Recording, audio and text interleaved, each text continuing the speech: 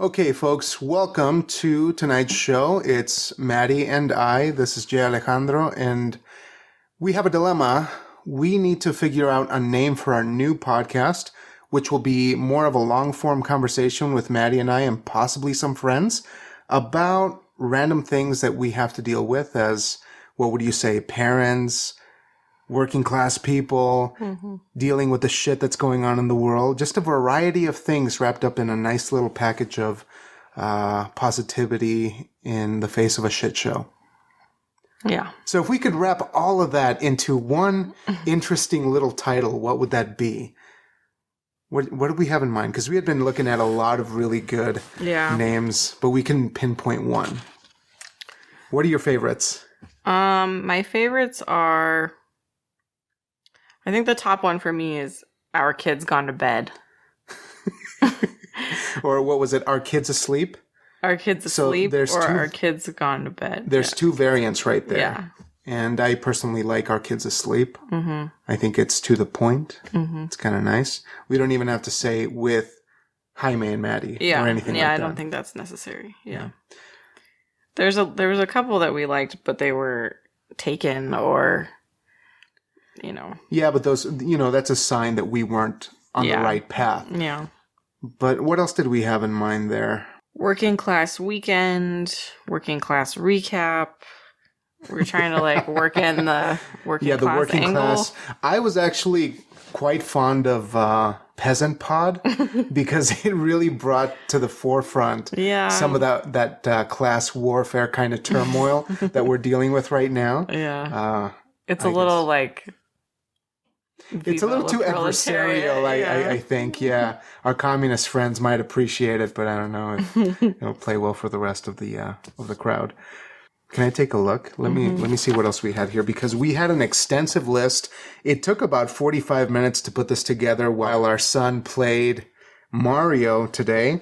So we had a couple of different angles. We had the working class bit going on. We had the parents' point of view, sort of like trying to deal with that issue of putting our son to bed before we could start conversation.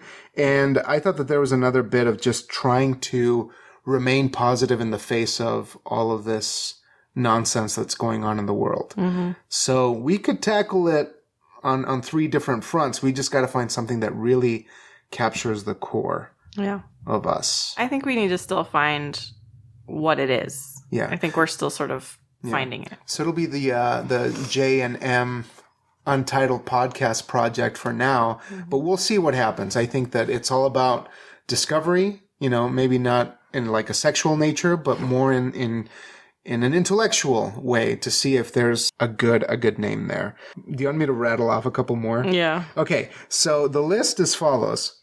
I liked Unsure Grown-Ups, Running on Fumes, Time to Spare, Working Class Recap, Working Class Weekend, of course, Peasant Pod, Working Class Warblings, which is a very kind of Baroque sounding podcast name. Then there's an even more intellectual and aggressive one that I really like that you came up with called Portrait of the Proletariat, which is very potent. I mean, it really gives you an idea of the headspace I'm in at work. It carries a bunch. You're like, why in the hell am I doing this? For God's sake, somebody get me out of here. Oh, we were trying to come up with synonyms for working class. Yeah. So we're going to do that real quick because we had sort of a call and response thing that we wanted to do. Maddie was going to give us some synonyms of just kind of working class, and then I would shout podcast at the end so that we can complete it, because we're a couple and we kind of tend to do that anyway. And I think that it would be really nice if we kind of get a feel into the radio waves or the airwaves to see what sticks and what doesn't. So we really got to hear it. Let me know when you're ready. What's number one? Proletarian. Podcast. Banal. Pod. Conventional. Show. Unwashed. Unwashed, folks. Uncultivated. Oh, okay, that's a little below the belt, but that's fine. Unrefined, vulgar. So what you're telling me is that rich people are allowed to define words. Oh, sure. See, there seems to be a distinction between working class one word and working class hyphenated, because the working class hyphenated comes up with much more like blue collar workers, unskilled laborers, working stiff. which is kind of clever. I actually like that one because it sort of gets into the territory that we're looking for. Mm-hmm. Working stiff or worked stiff. Yeah. But I don't know what kind of connotations we're drawing on that. It's a little phallic. Yes. We might want to stay away from that. Yeah. Well, there's some ideas. Yeah. So if you guys have any suggestions, some of you 2 or 3 people that might be listening out there who know us well enough, let us know, and we'll be here eagerly awaiting for something. Or maybe some kind of inspiration will strike and we'll get it before we publish this. And we'll actually have a name for the show. So we'll see. But that was the big preoccupation today, now that it's Friday and we had a wonderful... I don't know. It was it was a good week, wasn't it? Yeah. I was sick, but it was mostly an okay week. It felt a little long to me, but So for the sake of exploration, okay, I really feel that we can try to do a recap. Mm-hmm. Just sort of what's the stuff that really took your not took your breath away, because that's, the news doesn't really do that unless it's something really batshit crazy. Yeah. But if there's something that really stuck in your mind this week, what was it? Roger Stone being arrested by the FBI this morning. That was pretty crazy. The second coming of Nixon. Yeah, did you hear that he threw up the victory sign? Yeah, he loves stirring up the shit, I think. Yeah. He likes that, yeah. But I think that it was a long time coming and the pieces are coming together. I was really excited because I found on Etsy some molar candles, like the Santeria ones that we have down in Mexico. Yeah. And I was like, man, I'm really rooting for him, so maybe I should light one up, somewhere in the house. I think that'd be really nice. Yeah. It's a way to honor this mission in my way, because I think it speaks to my culture when we have a shit ton of candles lying around the house. But, and the shutdown ended today. For now. Yeah, for the next President Shit Show has decided, can I say that? Like, in today's news, President Shit Show decided to end the government shutdown. Yeah.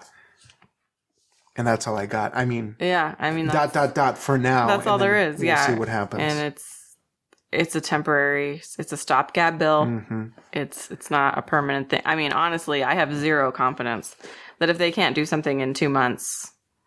They're not going to be able to do it in 3 weeks? No, and that's what he's banking on. He's banking on them not figuring out a solution that he's going to like, so he's going to resort to the emergency thing. Yeah. Well, I also kind of think he likes the drama. Well, yeah. His people love it. I mean, his core constituents, they're the ones that are really eating this up, because for some reason he was able to convince them that it was the Democrats' fault that he wasn't able to get this done. Yeah. When in reality, I mean, there were bills already in place for him to approve, but nothing came of it because he was throwing a hissy fit. But, that's enough about Orange Julius. I think that to cleanse the palate, maybe we should talk about something else. Mm-hmm. Let's not tarnish the show before it begins. Yeah. What do you think? We could talk about Fyre Fest. Yes. Talk about Fyre Fest, please. Absolutely. We're gonna tink to that because Fyre Fest. Hashtag fire fraud. Hashtag fire fraud. So get trending on that.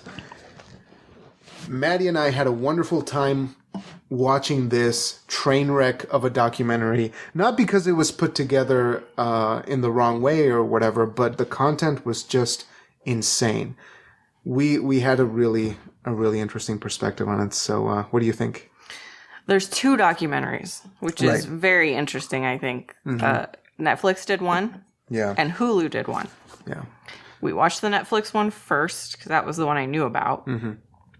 We watched it, and I think my jaw was on the floor the whole movie. I think so, too. I couldn't believe what these assholes were getting away with. It was just incredible.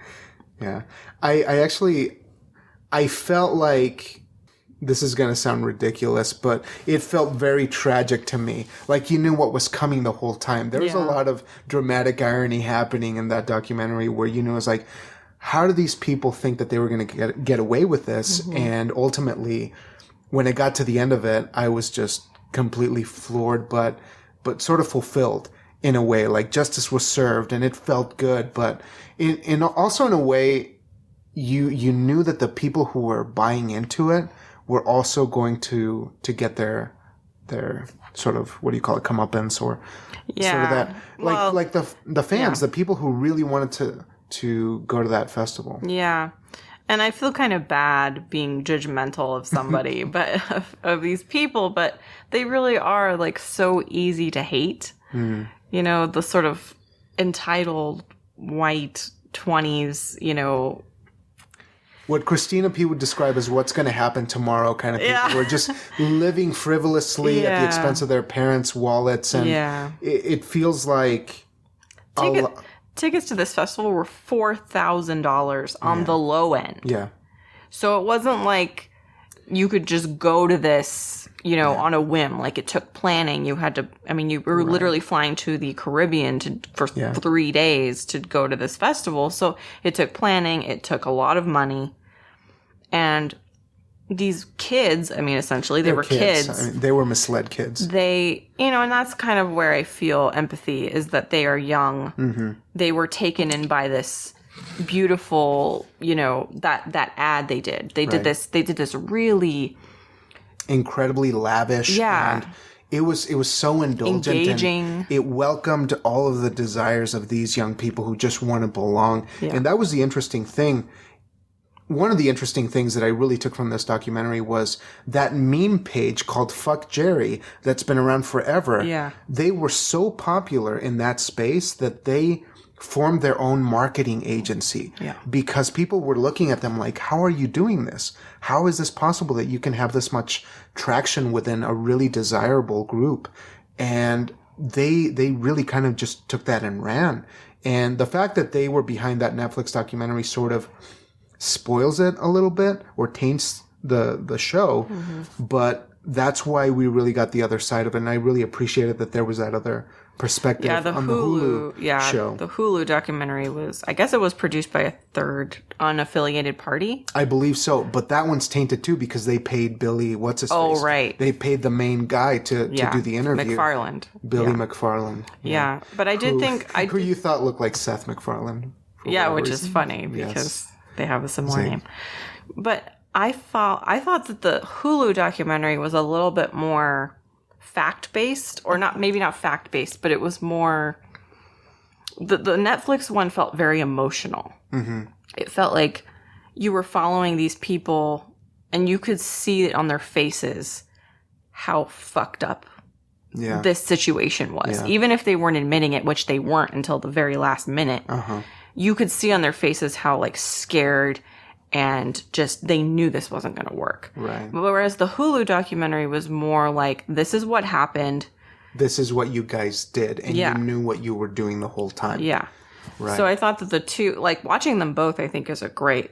Don't just watch one or the other. Watch them both, because you're really going to get a sense of emotionally where those people were at and where those guests were at. Mm-hmm. And then the Hulu documentary, you're going to get more of a sense of, like, what happened and why it happened that way. Yeah. They both had really interesting conclusions, as you were saying, one was more emotional. But I thought that the Netflix one sort of tried to scapegoat everyone but the main people, like Billy and just a couple of his main people, his main folks. But I get the sense that emotional component was put in place sort of to absolve some of the people who were working on that project, like the Fuck Jerry people. I keep coming back to them because it might be just their way of saying, look, we had a conscience too, and we were just following orders from them. That's why they some of those employees looked more sympathetic. They looked more like you could side with them. Like they tried to warn Billy and the other guys about what was going to happen. Whereas the Hulu one didn't do that as much. Yeah, I think the Netflix one just made Billy seem like an eternal optimist, whereas the Hulu one made him seem like a sociopath. Yeah. You know, it was more real, more they both direct. Sort of ended up there. But Netflix, when I was watching the Netflix one, I was like, well, you know, he's just trying to do something good. You know, he was trying to do Yeah, something big and And it lavish, backfired and on it him. backfired on him. And then you watch the Hulu one, and you're like, no, this guy knew what he was doing from the This guy is beginning. fucking crazy. He didn't give a shit if there was a music festival that was, and he didn't care. Right. He just wanted to sell those $250,000 cabanas. You know, And it highlighted more, it touched more on his need to pursue that high of selling something. And I guess maybe psychologically, if you look at his background, they didn't touch on this very much, which I was kind of disappointed. And maybe it's because they didn't have enough to go off of, but the fact that his parents were like in real estate and these sort of like, these sort of careers dominated by sharks and people who are just gung-ho and aggressive about selling something. Can you imagine being like a little kid and having that just being steeped in that. Having that be the culture of your household ever since you're well, little. and I think that there's value to that in some ways, but I think depending on how you are wired, you know, it's going to affect you differently. And I don't know. I mean, I think that he seemed prodigious, though. He seemed like he really took to it, and everything in his life seemed to propel that purpose, that drive. Or maybe that was like a form of acceptance. Like there were moments where maybe he saw himself as an outcast in those worlds, and he had to legitimize his presence in a lot of those. Yeah, it always did parties. it did always kind of seem like he was trying to prove that he belonged there. Yeah. You know, like with Ja Rule and these supermodels. And I'm like, and he's just like the goofy white guy in the corner, you know, in a plaid shirt, you know, like with a beer in his hand. Like, I'm really supposed to be here, guys. Like, I'm bankrolling this thing, you know? Right. And I do feel like, what the fuck was Ja Rule doing that whole time? I don't know, man. Like, dude, he just wanted to drop money on something and go and get drunk and party with a model. So that's really all he wanted to do. I thought it was interesting that they said that those days that that small group, that like 60 people spent on the island making that promotional video to promote the festival, that was the actual Fyre Festival. Right. Like the festival itself was garbage. It was just horse shit. Like nothing worked. It was just a vision. Good. It was a vision and not executed at all. Yeah. But it captures the core of what social media is one event that nobody is invited to. Like the general public is not invited to, but you're privy to the details of what's going on without being there. It's like this forbidden apple that you'll never be able to touch. It's as if sort of like that tree in Adam and Eve was just kind of fenced off. You're just kind of looking through the fence. That was something I thought the Hulu documentary did well, was talking about FOMO and how they exploited that. Oh, yes. To the greatest degree I've ever seen with the orange tile. Like they asked all those supermodels to post that orange tile. And deploying that talent and people with that kind of draw to bring in these people who are very vulnerable in that space.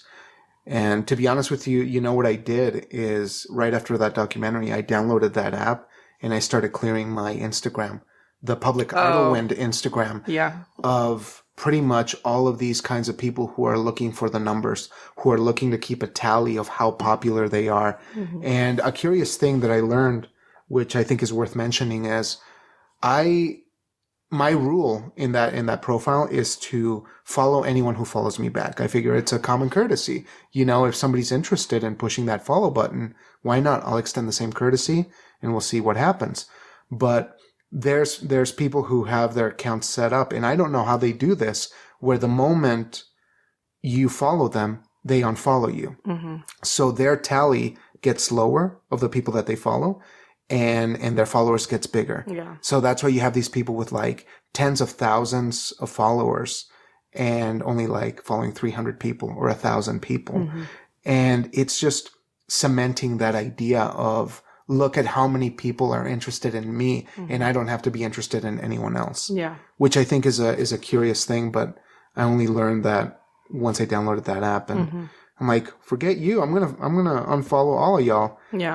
It felt kind of delicious, kind of exciting to unfollow all these people. I'm like, take that, unfollowing this. Another thing that I thought was interesting about that the Netflix one specifically, they do talk about this a little bit in the Hulu one, but they touch on it a lot in the Netflix one, is the influencers. Right. The people on Instagram, specifically, it always seems to be Instagram. Yeah. Where these influencers are people who the festival in particular wanted there. Yes. They wanted them there for visibility. They wanted them there for not free, for advertising. I mean, they were getting paid to advertise a lot of money. And when the most interesting and horrifying thing was interviewing those influencers. Oh, Jesus Christ. They had them set up. I got so depressed. Yeah. It really and it's was. like, these 20-something kids, and they asked them. Because they were all about their brand. Yeah. Yeah. They asked them, what's your brand? Like, what are you all about? And they all said the same thing. Yeah. Right? What did they say? It was like, well, my brand is like positivity and this, I'm not exaggerating. Yeah, this is how they talk. It's like positivity and like lifestyle and my journey. And then they would just go quiet. Yeah. And that, it was that like deer in the headlights. Right. And it was almost like collectively in that montage that they put together, it was like, holy shit, I haven't thought about it before. I don't know what I'm selling. Like, you have fucking 40,000 people following you on the low end, you know, like the low end influencers, and you don't know what the fuck you're saying because you're relying on your body and not the message. That's why Instagram is so popular, because it's so visual. Yeah. It's so immediate in that regard. Yeah, it was just baffling to me. And I didn't know, I maybe knew who 2 or 3 of those people were. Like Haley Baldwin. I can't think of any others. I can't. She's the only one that I can think of. Yeah. But, and they wanted them there for visibility, and I just... And how baffling is it that Kendall Jenner made how much was it? Like $250,000 for one post. She just had to tag it. Yeah. And she made that much money. Yeah. And that's more than most people will make in their lifetime. A long time. Yeah. Maybe not a lifetime. I mean, give them some credit. Give us working class people some credit. Maybe in 10 years. Yeah. Yeah. And one of the most cathartic things about those documentaries was those people, those kids, finally landing on that island and getting bussed in a school bus to that so first to that bar to buy time. Yeah, and that was sort of the pregame though. Yeah. Like buying them shots and getting them liquored up. But and when then they saw, and then busing them to this desolate concrete thing where they had all these FEMA tents up. They look like FEMA tents. They were FEMA tents. They were FEMA tents. Just speckled on this concrete island. Okay, it's a concrete island surrounded by water. These people are drunk. I was just like, okay, someone's going to die. Like, someone's going to fall off and die. Yeah. And they're going to be like, I don't know how that didn't happen. It was really surprising that it pretty much lasted one day and a lot of people could have died. It devolved into just chaos. Yeah. People were crying. They were angry. But that was the part that really surprised me just as a viewer, being able to follow them, because I thought both the documentaries did a nice job of leading up to that reveal of them showing up. I empathized with them. I really wanted them to have some kind of happiness. I wanted something good to happen. But then when the shit show appears and they're faced with what the festival actually was, I was giddy, like, oh, you guys are fucking screwed. But then at the same time, I was like, oh, you poor people. Yeah, it's sort of like it was beautiful. It was a great feeling. It was sort of like feeling that shot of Freude, and then like feeling bad about it. Like, these people paid a lot of money to do something that they thought would be fun, would be a life affirming or transforming experience, which everyone deserves, no matter how much money they have or don't have. Yeah. Legit. And regardless of their intentions or regardless of the reasons they wanted to go, they were defrauded. And the fucked up thing is that Billy McFarland did not go to jail for defrauding those people. He went to jail for defrauding the investors. That's right. This is America. Which is the most fucked up thing I have ever heard. But I wonder what happened with that class action lawsuit, because didn't they say that it was there big. was going to be something happening? I don't remember if they said I'll have to see if resolved. if it's settled. Maybe I'll look on my phone while we keep. I feel like that would have been something important to put in the documentary. Mm-hmm. But I feel like those people, you know, and they are hard to feel sorry for. Mm-hmm. You know, but this is America. There are rules. If you sell something to someone, it better be legit. It better be an actual thing and not just some thing that you made up. He literally was just like, let's pretend to make a music festival and sell people tickets, and then they're going to get here and there's not going to be anything. That's all it was. He was not concerned in the slightest about the people. He was concerned in the hustle. And the time frame. Okay, the time frame from the time he wanted to start a music festival to the time that the music festival was supposed to be implemented was like 6 months. Okay, you're talking to fucking Ja Rule. That's why I'm pissed off at Ja Rule too, because you're like, why doesn't he know that? You play festivals. Yeah, what the fuck, dude? You're a moron. Like everybody, like all the experts, like event planners were like, are you an idiot? It takes at least 12 months. You're forgetting the best part, remember? That poor man. Oh, no. Yes. Oh, God, that poor man. Holy shit. That was the most heartbreaking thing. Okay. So there's a guy in the Netflix documentary. They don't talk about this in the Hulu documentary. They don't talk to him, no. I don't remember what his exact title was, but he was very close with the actual event, with Billy McFarland. He was an organizer. I think he did some kind of set design or something to that effect. They had to bring in water because people need to drink water because they're human beings. They had like a huge truck of Evian water. Of course. Because of course. Yeah. But it was stuck in customs. They couldn't get it out of customs. Billy McFarland calls up this poor man and he says, I need you to do... Who is a gay man? Like, they knew gay. that he was a gay man. He said, I need you to take one for the team. I need you to go down to the customs office. And I need you to suck the head of customs dick to get that water into this country. And that poor man, he was like, and you know what? I hung up the phone. I took a shower. I got dressed.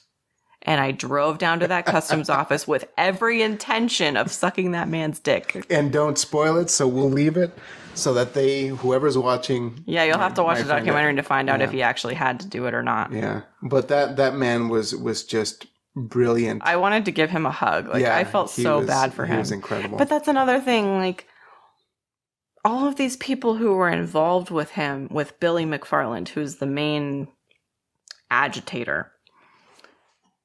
They were weirdly loyal to him for a longer period of time than you would expect. Right. You know, like if I've been there, I would have thrown my hands up and walked away like way earlier. They were just sort of like, well, it's almost like Billy's optimism and just reckless positivity. Mm-hmm. It just infected everyone around him. And they were just like, well, Billy thinks it's going to happen, so maybe it'll actually happen. But I think that also goes to show that they were professionals in that those people are trained to make those things happen. That's true. Yeah. It's in their nature to pursue it. In like an impossible... to problem solve. Yeah. Anyone who's, you know, and you sort of take that, if you want an example from like theater people. Mm-hmm. The show must go on. Yeah. We will make it happen. We will figure it out no matter what. And it becomes reckless when you have somebody at the helm who loses a sense of reality in what's achievable and what isn't. Yeah. And I think he didn't care about what was achievable. That was the biggest issue, is that he didn't ground them in the right way. Well, and that, I mean, you're literally like you're building this thing on a foundation that is not steady. That is not, you can't build something like a music festival on a foundation that doesn't care about a music festival. Mm-hmm. You know, he doesn't give a shit. He just wants that money so he can pay those people that he has huge debt from. Yeah. You know? And then once he pays off that debt, he's going to pay the debt that he acquired from the other sale. Yeah. It's just so on and so forth. It's endless a vicious cycle of paying debt with other debt. Yeah. It's a game. Yeah. It was a game to him. Yeah. And you know what? I don't think he feels bad. I really don't either. I don't think he feels bad. He looked dead in the eyes. You know how some people just... Yeah, when they were interviewing him, his interviews were so strange. Like, they would ask him a question directly, and he would maybe answer them. And sometimes he would just, like, look at the floor. Yeah. Look up, sometimes, like, right at them and just not answer. Mm-hmm. But I think maybe he was, like, contractually or legally he couldn't talk about certain things. But I get what you're saying, that in some of the other interviews, he just seemed like it wasn't like normal interaction, like normal human interaction. Yeah. That dude is batshit crazy. That's what's going on there. Yeah. But a very entertaining watch, I would say. Yeah. Overall, you need to watch the two of them. Yeah, definitely. Which I'm sure that Netflix nor Hulu would like to hear that because they're competition. Yeah. But they complement each other so well that they're definitely worth a watch. Yeah. And even though we were tired that day, because we saw it on a Sunday, right? The Netflix one we saw on a Sunday, then the second one on Hulu we saw on Monday, and we were tired as hell. Like the last 15 minutes, I think we were kind of, our heads were rolling a little bit on the couch, as they tend to do on a Monday after work. Yeah. But very much worth it. Our cat Oscar loved it too. He thought it was amazing. It's a great idea, in theory. A music festival in the Bahamas, in the Caribbean. But not executed well. Yeah. So my verdict is shit show. Shit show, but watch it because it's worth it. Yeah, it gets a tink. So we're gonna give it. We're gonna give it a tink. Yeah. So that was item number 1 on our list. Do you want to take a look at our cheat sheet here? Sure. See what has to happen. It's mostly temporary names or podcast names, so I'm going to try to This is the list I was writing at work. We can take a moment to talk about Oscar nominations. I think that could take up a little bit of our listeners' time. So thank you. I'm gonna be honest. I don't know all the nominees. All the nominations. I know a few. I know Lady Gaga got nominated for Best Actress. Yeah. For A Star Is Born, which is cool. I know that you're gonna have to say her name. Yalitza Aparicio. Was the first Indigenous woman to be nominated. Which is a great deal. For Roma. Yeah, that's one of the films that I'm really excited to see because Alfonso Cuarón does great things on film. And I think I'm very biased, and I'll say that about Alejandro González Iñárritu, and I'll say that about Guillermo del Toro, because they have really done outstanding things in the last probably 20 years. But this film looks outstanding. And the fact that, and I noticed this recently, that Alfonso Cuarón sticks Pink Floyd in there. Yeah. Every Maybe film. he likes them. I know he does. Yeah, it's confirmation that he does. So he just went up a couple of notches in my book. But I was trying to pull up the nominees list. I think Roma was one of the big ones. Yeah. And let's see here. Best Picture, we can talk about that because isn't that what matters? Black Panther. Is it embarrassing? Have we not seen any of them? I don't think we've seen any of them. So let's see. Have you seen Black Panther? No. That means I haven't seen it either because I'm married to you. Have you seen Black Klansman? No. I have not seen that either. Have you seen Bohemian Rhapsody? No. I'd really like to see it. I would too. Yeah. Have you seen The Favorite? No. I would like to see that one though. Okay. What's it about? It's a period piece. It has Rachel Weisz and Emma Stone. Okay. It looks pretty good. Okay. Green Book. My parents saw that. Did they like it? They did. Yeah. They really did. Well, we'll it's got Viggo in it. Yeah, we like Viggo Mortensen in there. Roma is up, of course. And it's on Netflix. We don't have an excuse. Exactly. So we'll get to that probably in the next couple of weeks. A Star is Born. I have not seen that, but I would like to. Vice is what we're watching right away. Yeah. Because that's yeah, I want to see fat Christian Bale. Yes. I love Christian Bale in all sizes. Even when he dances, as he did in Newsies. But most people don't like that. They think it's weird. I always forget he was in Newsies. Yeah.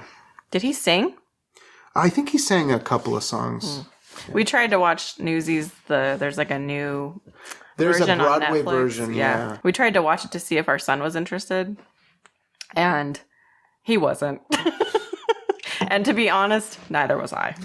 It's a tough sell, actually. I don't know. To try I don't know if I've just gotten jaded about musicals, but not very many of them hold my attention. It really depends. To see them filmed is that's true. kind of a tough sell because the magic isn't really there. No, it reveals too much. I think that the fact that you're in an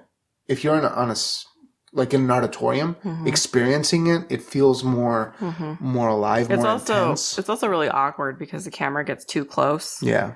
And you can see how big they're having to be because the people in the back, you know. Yeah.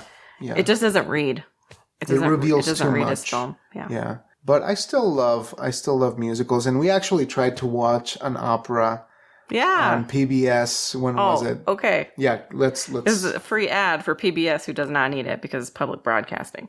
They do need it. You can download the PBS app, and it gets all this free content. Yeah, available online. And I tell you what, guys, that's such an amazing resource, really especially if you're in a remote place like Wyoming that doesn't have a lot of, where you don't have access to that exposure to the arts or to some of that content. It's such a great resource for people like us to be able to nourish ourselves a little bit intellectually or to just see something different that challenges us a little bit. We got to be like Moss in the IT crowd every now and then and be challenged by something. Like one of the great episodes of television when they go see the IT play. crowd. If you don't know what the IT crowd is, get on Netflix right now. And watch it. There's only like 3 seasons. It's not that much of a commitment. Yes. And it's British television, so it's even better. Yeah. There's an episode, I think it's the 4th episode in like the first season. Yeah. Where Moss, Roy, and Jen and her ambiguously gay boyfriend go to see a musical in London. And Moss somehow ends up working in the bar. But yeah. I'm not going to spoil it. It's hysterical. That's all you need to know. It's one of the greatest episodes of television ever. It's wonderful. But Yalitza Aparicio. I'm not even going to try to say it. I need to see her name and see what's going on. I don't see any accents, but I'm sure the accents are there. I watched her Twitter video of her learning that she was a nominee and just like freaking out, and her friends like freaking out. And she's crying and her friends are laughing, and it was beautiful. Oh. It was really cool. She lost her shit. Yeah. And we lost her Rightly shit too. so. Yeah. It's a big milestone because she was a teacher. Yeah, she had never acted professionally. She was a preschool teacher. Did she just audition? I think she auditioned and they just put her in the movie. It's amazing. Yalitza Aparicio.